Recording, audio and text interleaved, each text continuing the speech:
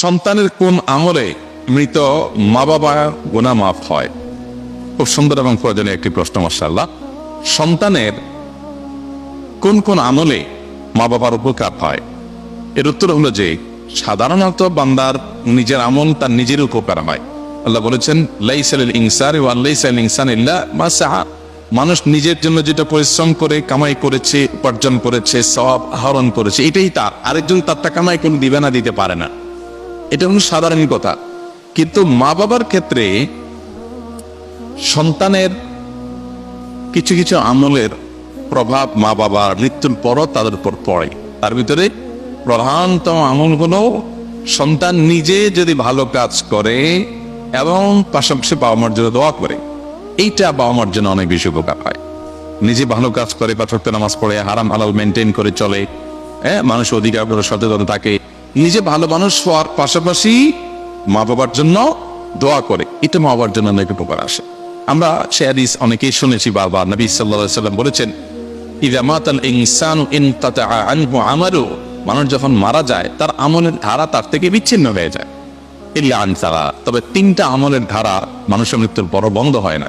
এর ভিতরে একটা হলো এই আওয়ালাদুন সালেহ ইয়াদউ লা, যদি কোনো নেক সন্তান থাকে যে নিজে ভালো মানুষ পাশাপাশি বাবা মায়ের জন্য দোয়া করে, এটা তার জন্য একটু বেশি উপকার পায়। আমরা সাধারণত যেটা করি, মা বাবা মৃত্যুর পর আমরা চাই যে জীবদ্দশায় আমি মাকে বাবাকে স্নেহ করেছি, মমতা দিয়েছি, ভালোবাসা দিয়েছি, খাবার দিয়েছি, আদর আত্মি করেছি, কিন্তু এখন তাদের করতে পারতেছি না। আমরা কিছুটা করতে চাই বাবা মার জন্য।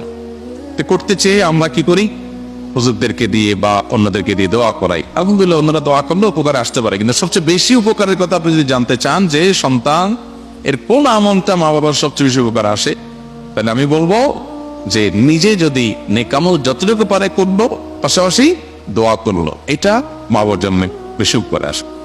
কোনো হাদিস থেকে আমরা জানতে পাই যে কোন কোন কবরবাসীকে আল্লাহ তাআলা জান্নাতের যে নেয়ামত তাকে ভোগ করাচ্ছিলেন, এটা তার ক্লাসটা উন্নীত হয়, আপার ক্লাসের নেয়ামত সে পেতে থাকে।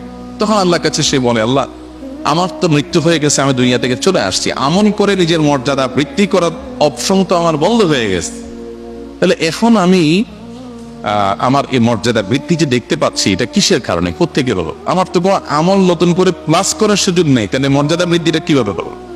তখন তাকে বলা হবে আল্লাহর তরফ থেকে যে তোমার সন্তান দুনিয়াতে যে রেখে আসছো, নেক সন্তান, নামাজি, কালামি, হালাল হারাম মেনটেনকারী ভালো সন্তান, সেই সন্তান তোমার জন্য দোয়া করেছে, এই দোয়ার বিনিময়ে তোমার ক্লাস উন্নীত করা হয়েছে।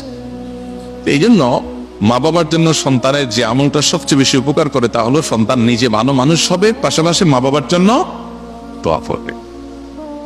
আর দ্বিতীয়ত, মা বাবার হয়ে দান সাদাকা করা, গরিব দুঃখীকে দান সাদাকা, এই যে আল্লাহ এটার সবটা আমার মা বাবার জন্য আনবে, তার তরফ থেকে হালাল উপার্জন থেকে দান সাদাকা করবেন।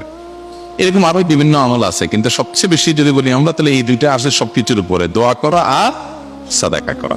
আল্লাহ আমাদের মৃত মা বাবা, আত্মীয় স্বজনদের জন্য আমাদের পক্ষ থেকে যে করণীয় আছে সেগুলো করার তৌফিক দান করুন।